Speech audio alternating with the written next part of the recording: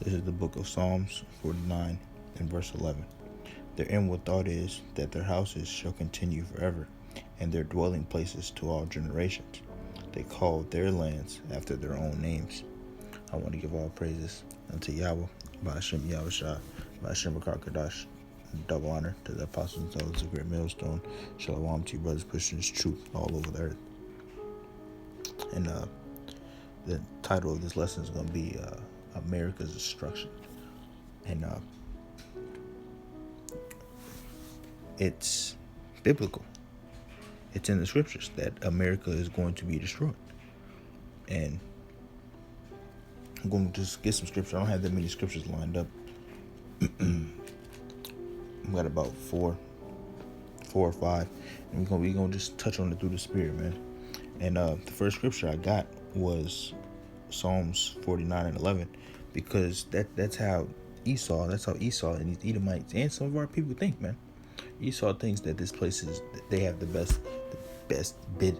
biggest, baddest military, that they're never going to see the fall of their place. They think they're going to be living at 80, 85 years old, having grandkids on grandkids, seeing the kids grow up and seeing America prosper and doing all this stuff. But the Most High has other plans, man. That this place you're not going to be able to do that. And how y'all think is in the scriptures, man. How is it, and when we bring this out and we tell y'all that it's not going to happen, y'all still think that it's going to happen?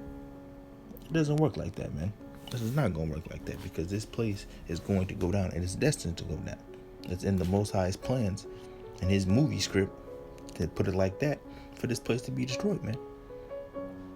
And you low level Edomites with it, and the 2/3. So when this place start getting hit with missiles, start getting rained on, everybody that's destined to get hit with one of them or be in that lake of fire, you're going to be in it. There's nothing you can do about it, man. And just Lord willing, that's not our lot. Because it's going to be a very terrible time, man. Especially to be here in America, man. That's why we're going to have to get taken out of the way. And the legs are going to get beaten up in the chariots to be away from all this nuclear destruction. Because there's going to be all types of destruction. Buildings collapsing, getting melted, flown across, everything, man. Because this place is going to be completely wiped off. It's going to be desert. There's going to be nothing here. It's not going to be like you see in the movies when places are destroyed and they got when you see America destroy the movies, and they got the Statue of Liberty hand sticking out the ground. Ain't gonna be none of that, man. Stuff's gonna be gone. Everything here is gonna be gone. And Esau, the Edomites can't see that. They can't see their kingdom being taken out of power, man. They can't see them going into slavery. They can't see that. That pride that they have is not letting them see that, and they're not gonna believe it. Like the scripture says, what if some did not believe? If I was an Edomite, man, I wouldn't want to believe it either. But it's true. We're coming back into our privacy, man. We're waking up to who we are. We're waking up back to our heritage. And there's nothing you can do about that. And this place is going to go down. And Edomites have a unbelieving problem. But just because you don't believe something does not make it not true. I can believe the sun is not going to come up tomorrow, but it's going to come up. So it doesn't matter what you don't believe. Well, let's get home. Let me get that scripture real quick. I don't even have a plan on getting that, but now I got to bring it out. Give me 1 second. Romans 3.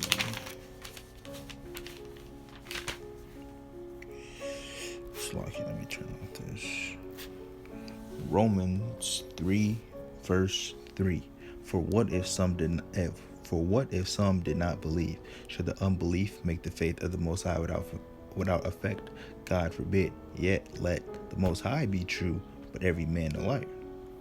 That's how it's gonna be, man. So if you cannot believe anything, but that doesn't make it not true, and that doesn't mean it's not gonna happen, man. Prophecy has to happen, and it's in prophecy that America will be destroyed. Jeremiah 50, verse 9. For lo, I will raise and cause to come up against Babylon an assembly of great nations from the north country, and they shall set themselves in array against her. Against who? Against Babylon. From thence she shall be taken. Their arrows shall be as a mighty expert man. None shall return in vain. And these arrows are talking about the missiles, man. The missiles is going to hit its designated target, man. There's not gonna be no missile malfunction, and it's not gonna hit somewhere. It's gonna land in another country and hit a wrong place. No, every missile that's destined for it to hit America in a certain spot is gonna hit that spot, man. The Most High has this perfectly orchestrated, man. It's his movie, man. Ain't nothing gonna go wrong in his movie. So these missiles gonna hit his target. Let's get this scripture. Let's get Amos.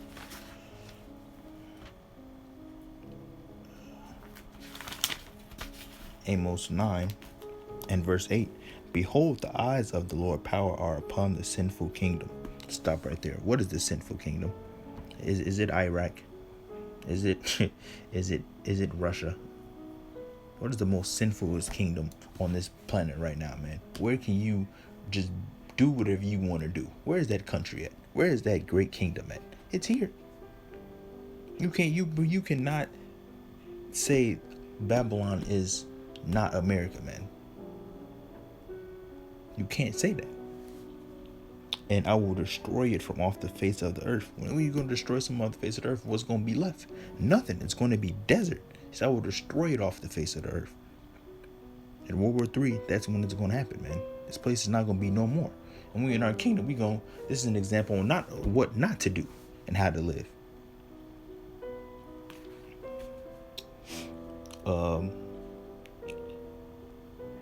And I will destroy from off the face of the earth, saying that I will not utterly destroy the house of Jacob, saith the Lord. For lo, I will command, and I will sift the house of Israel among all nations, like as corn is sifted in the sieve, yet shall not the least grain fall upon the earth. So our people, Jacob, is not going to be able to destroy. It's going to be the 2/3 that's going to get destroyed, man. The 2/3 and the elect is going to make it out of here. And that's what it says. It says destroy from off the face of the earth. So what's going to be left here? You're still going to be able to, and the kingdom's going to be established, and there's still going to be a few running Burger Kings, 4 for $4 Wendy's deals that you're going to be getting in here. I'm getting a little hungry. I'm going to go over to America and get some of them American burgers. No, you ain't going to be doing that, man. All the food here is defiled anyway. It's a defiled food that's not good for you. In the kingdom, it's going to be real fruit, real food, real meats that's going to nourish your body, man, because our body is going to be completely different. The fruit, do you imagine think that everything is going to go back to how it was, man? And even better. The fruits are going to be way bigger than it is now. Apples, grapes, all types of stuff is going to be replenished. The ocean's going to be looking clear, crystal clear, beautiful, because the animals that's meant to be in the ocean are going to be in the ocean. The bottom feeders of the ocean is going to be in the ocean. We're not going to be, shrimp. Ain't going to be no restaurants in the kingdom with shrimp cocktails and all. No. Everything's going to go back to its rightful purpose, man. Rightful purpose. Not we're worried about no lobster, crab, hot Cheeto crab, crab tails and stuff, bro. And all that stuff that you see now is only temporary, man. Ain't gonna be none of that in the kingdom, man. Revelation. Let's get to the next scripture. Revelation 17, and let me get straight to the point. Verse 16. And the 10 horns which thou sawest, the beast, these shall hate the whore, and shall make her desolate and naked, and shall eat her flesh and burn her with fire. So what does it say? It's gonna make her desolate and naked. America's gonna be exposed.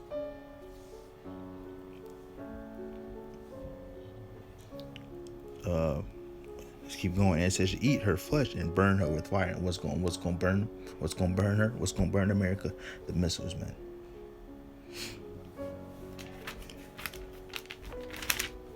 And then I want to get this right here. Jump down to Revelation 18. And then my Bible has like a summary of what the chapter is about or whatever. And above Revelation 18, right above it says the fall of Babylon. And we're going to read this. Revelation 18, starting at the top, verse 1. It says, and after these things I saw another angel come down from heaven, having great power, and the earth was lightened with his glory. And he cried mightily with a strong voice, saying, Babylon the Great is fallen, and become the habitations of devils, and of every foul spirit and cage, and every unclean and hateful bird. It says, for all the nations have drunk the wine of her wrath of her fornication. All right, Slack. All right, where I left off, just gonna start back from the top. Revelation 18 and verse 3. For all nations have drunk of the wine of the wrath of her fornication, and the kings of the earth have committed fornication with her, and the merchants of the earth and are wax rich through the abundance of her delicacies. And I heard another voice from heaven saying, Come out of her, my people, that ye be not partakers of her sins, that ye receive not of her plagues. For her sins have reached unto heaven, and the Most High hath remembered her iniquities. What is iniquities? The sin upon sin. Has remembered everything they done from the beginning, man. Taking the land from the Native Americans, these wicked, abominable holidays, crucifying the Lord, and as in the image of them, the slavery of our people, man. Trail of Tears, and the list goes on and on, man. From what they have done to us, man. Most High hath remembered what America has done. Reward her even as she rewarded you, double unto her double according to her works, and the cup which she hath filled to her double. How much she hath glorified herself and lived deliciously, so much torment and sorrow give her, for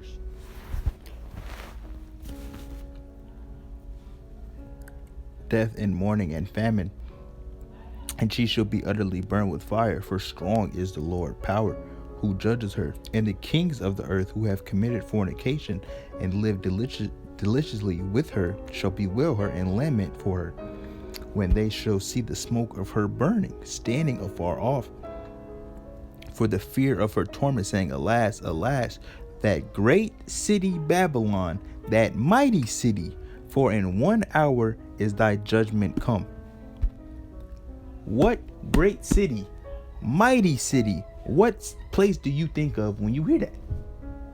Iraq, brother. Middle East, brother. No, you wicked niggas, man. No, it's here. It's the place that you're living in, America. It's not, you don't really have to go deep. But this is prophecy right here. But you don't really have to pull out precepts to even get this, man. It literally, what mighty city, the great city, what place do you think of when you hear that? The place that everybody wants to be. Where does everybody go, man? Where's all the nations on this earth gathered to?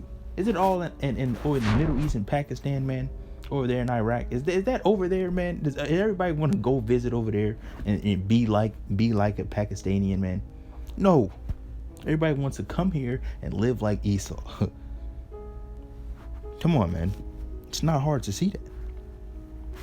And the merchants of the earth shall weep and mourn over her, for no man buyeth their merchandise any more. Why is that? Because it's going to be completely destroyed with all this stuff, man. Their boats, their skyscrapers, their cars, their money, all that stuff is going to be gone, man. All of it. Let's jump down to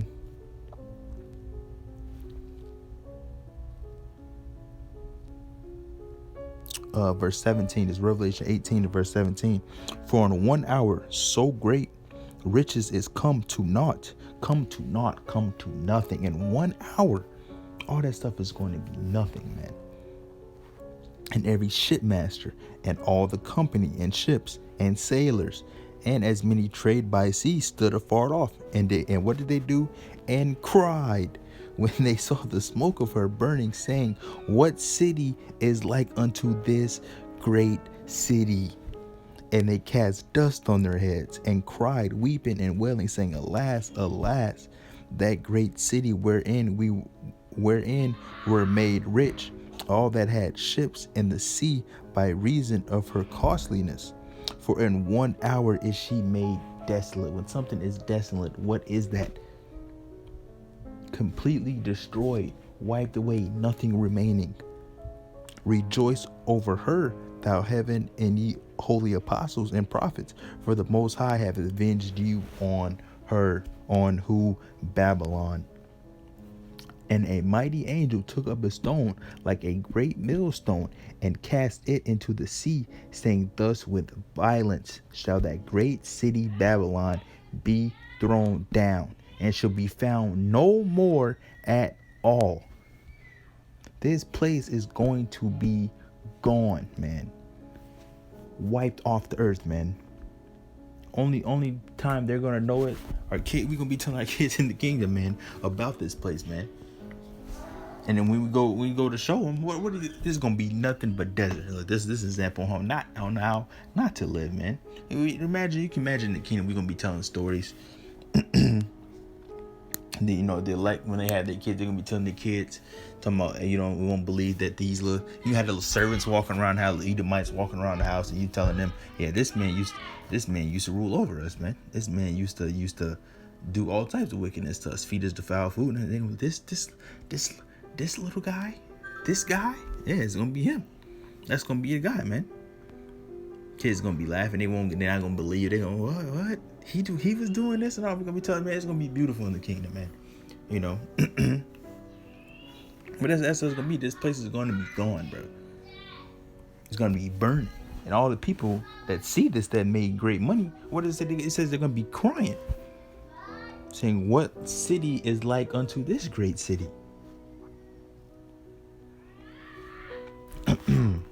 That's all I wanted to get, man. I just want to. Actually, I'm gonna keep reading on this, and I'm gonna close it out because it wasn't meant to be long. I just wanted to get a couple of scriptures showing it, but I'm gonna keep reading on, and that's gonna end it off. Verse 22: and the voice of harpers and musicians and pipers and trumpeters shall be heard no more at all in thee, and no craftsman, and whatsoever craft he be shall be found any more in thee, and the sound of a millstone shall be heard no more at all in thee, and the light of a candle shall shine no more at all in thee, and the voice of the bridegroom and of the bride shall be heard no more at all in thee. For thy merchants were the great men of the earth, for by sorceries were all nations deceived. And that's like the scripture says. It says spiritual wickedness in high places. We battle against not some along those lines. I don't want to mess it up, but that's me paraphrasing it. Last verse, verse 24. And in her was found the blood of the prophets and of the saints of all that were slain upon the earth. So this place is going to be no more at all. And there could have been a lot more scriptures I could have pulled out, but I just want to get straight to the point and touch on that, because these people think this place is going to be on, man. Jake probably think all right, we the Israelites, we're gonna be chosen. We the chosen people of the Most High. We going when the kingdom established, I'm gonna keep coming back here, get some tattoos, come back. No, it ain't gonna be none of that, man. The law's gonna be in our inward parts. There's gonna be no more sinning. So let me actually get that. I did say that earlier. Let's prove that real quick, and then we're gonna close it out. Hebrews 8, in verse. I'm gonna jump straight to the point. Hebrews 8:8. For finding fault with them, he saith, behold, the days come, saith the Lord, when I will make a new covenant with the house of Israel and with the house of Judah, not according to the covenant that I made with their fathers in the day when I took them by the hand to lead them out of Egypt, because they continued not in my covenant, and I regarded them not, saith the Lord. For this is the covenant that I will make with the house of Israel after those days, saith the Lord. I will put my laws into their mind and write them in their hearts, and I will be to them a God, and they shall be to me a people. And they shall not teach every man his neighbor and every man his brother, saying, Know the Lord. For all shall know me from the least to the greatest. For I will be merciful to their unrighteousness, and their sins and their iniquities will I remember no more. In the kingdom, ain't gonna be no more sin. Our laws gonna be on inward parts, man. We're all gonna be perfect.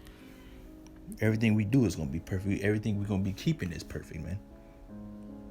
It's gonna be beautiful. It's gonna be a sight to see, man. And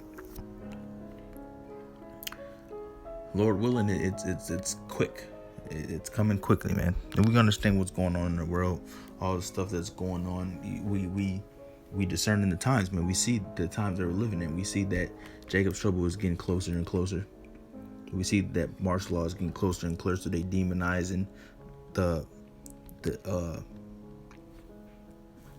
Israelites, us, more and more, and people are getting fed up with us, man. And the point in time, this word is hurting them so much, it's gonna be to the point to where they can't do anything but to kill us, man. And that time is coming, man. So, with that, I'm gonna close out. Hope the lesson was edifying. I want to give all praises unto Yahweh, Ba'ashem Yahushua, Ba'ashem Rakakadash. Double honor to the apostles and elders of Great Millstone. Shalom to you, brothers, pushing this truth all over the earth. Stay strong, Israel. We're almost out of here, and I'll catch you guys in another lesson. Shalom.